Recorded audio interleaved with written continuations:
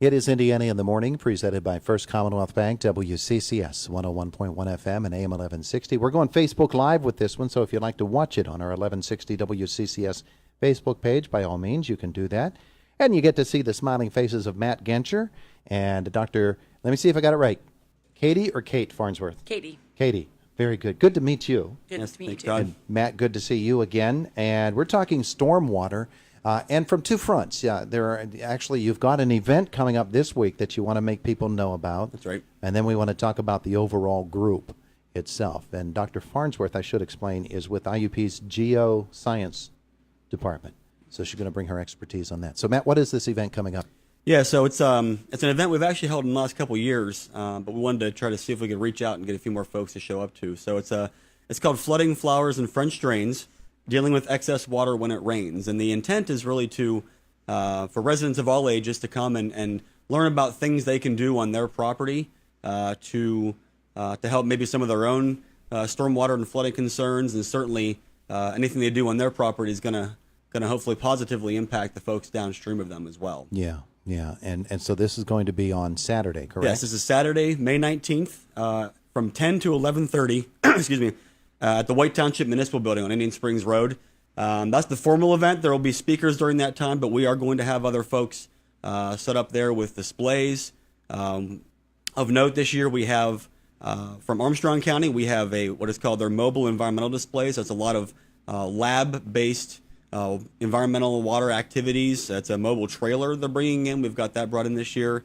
And there will be displays set up before the event and certainly sticking around after the event. So the 10 to 11:30 is just the formal talks, but certainly we will encourage folks to come early, take a look at those displays, talk to the people that are going to be there, take a look at our rain garden, which is sort of one of the focuses of the event, and certainly just come interact with all of us and learn more about what they can do. Someone can actually win a rain barrel? That's right. Correct? Yes. We actually, one of the talks is going to actually be putting together the rain barrel. But yes, then all attendees that are there will be kind of put into the hat, and we'll pull a winner to take that rain barrel home, which has been nicely painted by one of Katie's friends. By Kathy Patterson, the art teacher at Marion Center High School. Oh, there you go. There you go. In fact, Milt Lady told me last week, I think he has three or more at his house, rain barrels I at his believe house. he does, yeah. Yeah, so people will learn about that. What's the advantage of a rain barrel? What does it do?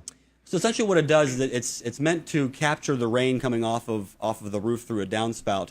As you know, most of the barrels are 55-gallon barrels, so there's a little bit of a limitation there, but certainly, and then people can use that water to water their gardens, water their plants, whatever they have. So they capture it instead of it running off and getting into the stream directly or into the street, down the driveway. So it's meant to basically hold back some of that water and then be used at a later date, so we're not getting that big first flush. So if you think about every house having one of these or a couple of these on there, how much of an impact that could have to our streams, that's really the intent, is to try to hold that water back before it gets in there directly and kind of keep that first big push of water coming out. So anybody can come on Saturday? That's right.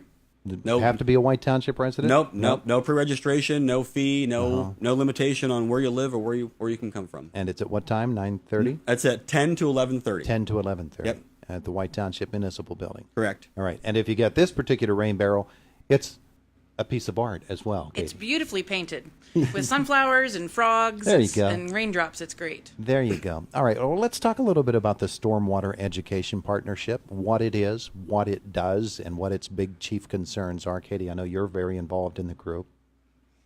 Yeah, so this partnership formed a little over 3 years ago. It started out of a workshop that was run by the League of Women Voters as well as some other partners in town. And we meet monthly. The members of the partnership are the White Township, Indiana Borough governmental agencies, county representatives. There's a few of us from the university, from the buildings and grounds parts of the university, as well as the academic side of the university. There's also organizations like the Western Pennsylvania Conservancy, Evergreen Conservancy, the Senior Environmental Corps, and other watershed groups. It's a really diverse group of people who come together to talk about stormwater issues once a month. I think the biggest benefit of the partnership is that it puts all of us who are interested in this subject in one room every month for at least an hour and a half or 2 hours, Yeah. talking about things we have going on, things we want to have going on, and issues and problems that maybe we can help each other out with. Yeah, stormwater problems, they haven't exactly jumped on us by surprise. They've been something that we've been having to deal with in Indiana County and all counties for quite some time. And Matt, you can weigh in on this as well. It's not just a problem of keeping the drains clear, is it? There's much more that goes into it than that. There's new construction, there's old construction. There are tons of different issues that have to do with stormwater management and the problems that can come when it's not managed correctly.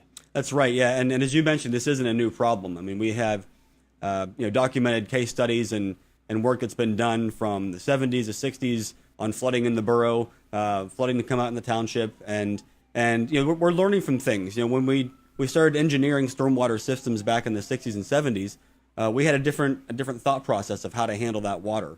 And one thing we didn't necessarily take account for over time is maintenance.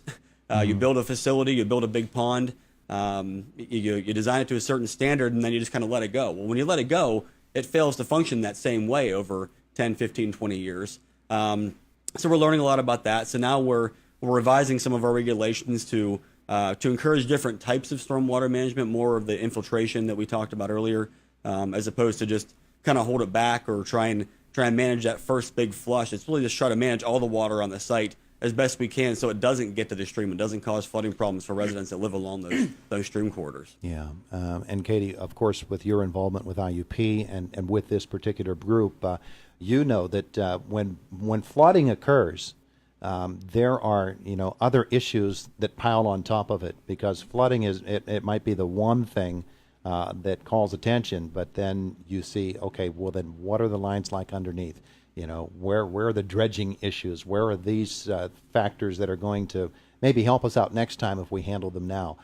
That seems to be what the group is all about, isn't it? Yeah, and also it's important to remember that coming with this water is lots of other things. There can be sediment that's being moved around. We saw a lot of sand and gravel that moved during the floods this last summer. So, of course, there's that initial water that's a concern. But then it changes the shape of the stream. And so the next time we get some flooding events, maybe it acts in a slightly different way because we've moved those things around. And so, it's important to pay attention. Most of our drains here on the streets eventually end up in a stream pretty quickly. And so we're directing the water off the streets, and it's ending up in those streams, and that water moves downstream. And so everybody who lives along the streams and creeks in this area are affected by the fact that anytime it rains, that water is delivered rapidly to the stream. The dredging issues with runoff from that and the deposits they leave behind, that's something every municipality, such as White Township, has to deal with. And so this event Saturday, I would assume, is going to address some of those issues, Matt. Yeah, it'll try to bring them to light, certainly. So it'll be talking about showing folks how we constructed our rain garden to give them some ideas. And ours is fairly sizable, so we wouldn't expect somebody to put one in the size that we have. But even a few small ones here or there on a property can make a big difference downstream. It's talking about the importance of trees along the streams, the creation of rain barrels. Using native plants when you do some of these things, they require less maintenance over time. So just a lot of little pieces that hopefully somebody that would attend, even if they take away one part of it, would be important, and then help us spread the word with our education and our work, and we may even, depending on the way the schedule works out, maybe highlighting some of the work that Katie's students have been doing for us and data they've collected. So that'll be helpful to us with as well. The forecast the way that it is this week. It's showers and thunderstorms all week long. There'll probably be people coming with fresh experience with water backing up on their properties. Yeah. There are some properties that after the rains of just this past weekend, and it seems to me, and this is just anecdotal, but it seems to me like a simple rain of an hour or so on an afternoon, all of a sudden you look at the streams and they're swollen already. Yeah, so the watersheds around here are what we call headwater streams. They're very small collection areas, right? So Marsh Run, the entire area of Marsh Run is about 2.5 square miles, which is not very much. And even if it was completely forested and a natural environment, when it rains, it would rise really quickly. We call it a flashy stream. Yeah. Add on top of that roofs of houses and pavement, right, and reducing the ability for it to infiltrate makes that even more flashy. So these streams around here where we live are naturally flashy, and then they've just gotten more so with what we call urbanization, which is the growth of town and suburbia. Yeah. So the Stormwater Education Partnership is made up of a big, long list of different entities, and I would assume individuals. Is there an opportunity for someone or some group to join Absolutely. and to visit with you? Absolutely. Everyone's welcome to come to our meetings. They're the first Thursday of every month at 2:30 at Levity Brewing, because it sits right on Stony Run. And we welcome anyone to come and hear what we have to say or join our group if they have an interest in stormwater issues in the area. Yeah, and I would assume, Matt, that at the event on Saturday, they'll be able to get information on that That's and right. so many other things. Yeah, absolutely. And also, too, we have a Facebook page now. So it's facebook.com/IndianaPASEP. We're starting to get a few more likes and get the word out. And every once in a while, we'll post pictures or talk about events that are coming up that are stormwater related or things we just want to get out related to research, perhaps, or events like this that we're doing to try to just raise awareness for folks that we know there are problems and there is a group there to help, and we certainly encourage anybody to join. Well, let's get together more than just this one time so that we can keep bringing this issue up, because it's not going away. No, it's not. It's only going to get worse as far as we know. So, but if we can do some things to help it, we'll do that. Yeah, we'll get you on again and probably several times over the course of this summer season, and then periodically after that as well. Sure. Wonderful. Well, thank you both for being with us this morning. Thank you very much for having us. Appreciate it. It is Indiana in the Morning, presented by First Commonwealth Bank. It's WCCS 101.1 FM and AM 1160. Fox News up next, top of the hour. We're going to follow that with news from Josh in our newsroom. Jack Benedict is going to be coming by with a look at sports as well.